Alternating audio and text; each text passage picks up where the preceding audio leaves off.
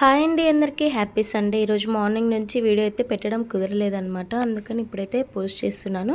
ఈరోజు మార్నింగ్ బ్రేక్ఫాస్ట్లోకి వచ్చేసి నేను ఉప్మా రవ్వతోటి ఉప్మా అయితే చేస్తున్నాను అనమాట.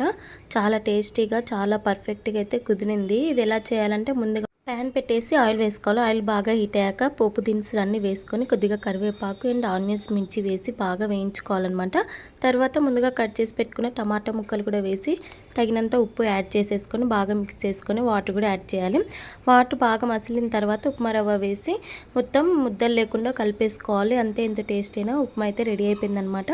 ఇక మొన్న ఉసిరికాయ పచ్చడి పెట్టుకున్నాం కదా, అది వేసుకొని అయితే తినేస్తున్నాము. తర్వాత ఇక ఆఫ్టర్నూన్ లంచ్లోకి వచ్చేసి వైట్ రైస్ అయితే చేశానమాట. దీని కాంబినేషన్ వచ్చేసి ఈరోజు సండే స్పెషల్గా చికెన్ అయితే తెప్పించేసి ఫ్రై అయితే చేశానమాట.